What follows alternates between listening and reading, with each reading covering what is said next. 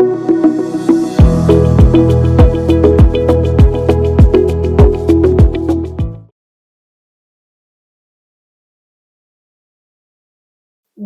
நேரம் வியூவர்ஸ் அனைவருக்கும் வணக்கம். நான் உங்கள் டாக்டர் ராஜலட்சுமி, சித்தா பிசிஷியன். இந்த பதிவுல எதை பற்றி பார்க்க போறோம்னா, சயாட்டிகா, பேராசன நரம்பு தாபிதம் அப்படின்னு சொல்லுவாங்க. பொதுவா எப்படி இருக்கும் அப்படின்னு பாத்தீங்கன்னா, இடுப்பு வலி இருக்கும். இடுப்புல இருந்து வலியானது அந்த புட்ட பகுதிகளில் சைடா போகும். அப்புறம் கால்கள்ல சைடா போய் மூட்டுக்கு பின்னாடி வலி போய் குதிகால் வரைக்கும் வலி போகும்.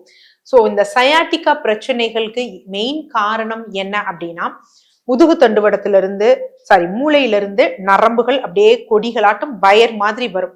இது முதுகு தண்டுவடத்தின் வழியா கடைசி இடத்துல நல்லா ஒரு 5 நரம்புகள் சேர்த்து நல்லா ஒரு 2 சென்டிமீட்டர் தடிமனுக்கு, அதாவது நம்ம கட்டை விரல் இருக்கு பாத்தீங்களா, தடிமனுக்கு இடுப்பு பகுதியில இருந்து சைட்ல முட்டுக்கு பின்னாடி கீழே போய் விரிவடைஞ்சு கால்கள், பாதம், விரல்கள் அந்த மாதிரி போகும்.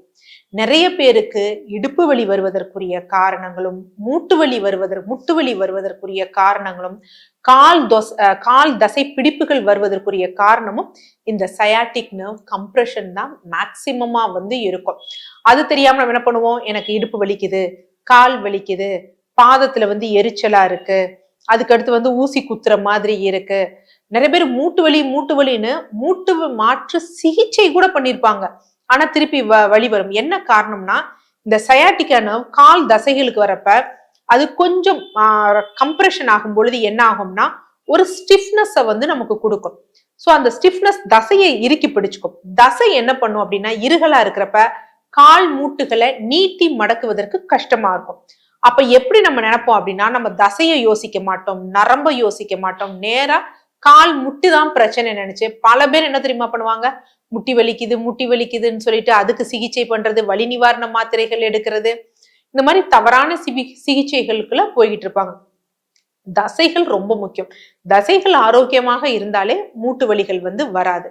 சரி, எனக்கு இது பாதிக்கப்பட்டிருக்கான்னு எப்படி டாக்டர் நம்ம தெரிஞ்சுக்கலாம்னா, வீட்லயே ஒரு சிம்பிள் டெஸ்ட் இருக்கு. நல்லா பிளாட்டா ஒரு இதுல படுத்துக்கணும். தலையணை வைக்க கூடாது. பிளாட்டா படுத்துட்டு இடுப்புக்கு கீழே கால்களை நீட்டிக்கொள்ளணும். ஃபர்ஸ்ட் வலது கால்கள் இருக்கு பாத்தீங்களா, அதை மட்டும் மெல்ல இது பண்ணணும். எவ்வளவு தூரம் உயர்த்த முடியுதுங்கிறத பார்க்கணும்.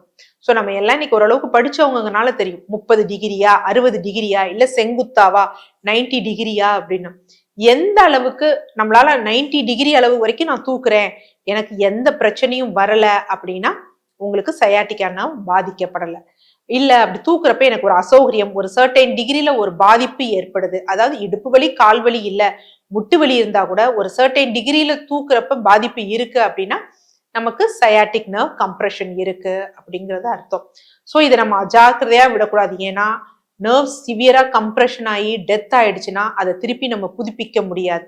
அது நமக்கு பல பிரச்சனைகளை ஏற்படுத்தும். அப்ப ஃபர்ஸ்டுக்கு இது நம்ம என்ன பண்ணணும் அப்படிங்கிறத பார்க்கலாம். இங்க என்ன பண்ணுது, ஒரு எலும்பும் இன்னொரு எலும்பும் பக்கத்துல ரொம்ப க்ளோஸா உள்ள இருக்க அந்த டிஸ்க் ஒரு மாதிரி ஜெல் மாதிரி இருக்கும், அது நசுங்கி வெளியேறி இருக்கும். அது வெளியேறப்ப வெளியேறக்கூடிய நரம்புகள்ல அழுத்தும். அப்ப நம்ம ஃபர்ஸ்ட் என்ன பண்ணணும்னா, நிறைய பேர் என்ன அப்படின்னா எக்ஸசைஸ்லாம் இருக்குது, டிப்டோ வாக்கிங் எக்ஸசைசஸ், கைகளை தூக்கிக்கிட்டு, அதெல்லாம் ஃபாலோ பண்றப்ப திருப்பி அது என்ன பண்ணும் அப்படின்னா, ஒரு ட்ராக்ஷன் மாதிரி, நம்ம யூஸ்வலா பிசியோதெரபிஸ்ட போறப்ப ட்ராக்ஷன் போடுறாங்க பாத்தீங்களா, அதே மாதிரி ட்ராக்ஷன் போடுற மாதிரி மேலும் கீழும் இப்படி இழுக்கும் பொழுது ஒரு கேப் நமக்கு தற்காலிகமாக கிடைக்கும். அந்த தற்காலிகமாக கிடைக்கக்கூடிய கேப் நர்வ்ஸ் கம்ப்ரெஷன் ஆனதை கொஞ்சம் ரிலாக்ஸ் பண்ணும்.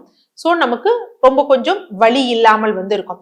பட் இதை அடிக்கடி பண்ணும் பொழுது என்ன ஆகும் அப்படின்னா, அந்த கம்ப்ரெஷன் குறைய ஆரம்பிக்கும். அதுதான் முதல் நிலையில ரொம்ப முக்கியமான விஷயம்.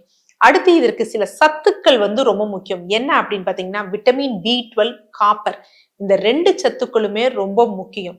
விட்டமின் B12 நார்மலாவே அசைவ உணவுகள்ல இருக்கு. அதே மாதிரி காப்பரும் அசைவ உணவுகள்ல இருக்கு. சில தரவுகள் என்ன சொல்றாங்க அப்படின்னு பாத்தீங்கன்னா, எகிப்தியர் காலத்துல போர் வீரர்கள், அதே மாதிரி நிறைய பேர் இந்த காப்பர்ல பிரேஸ் இடுப்புல போட்டிருந்தாங்க அப்படின்னு. அதற்குரிய காரணம் என்னன்னா, இன்டைரக்டாவும் இது பலன் கொடுக்கக்கூடியதா இருந்தது அப்படின்னு.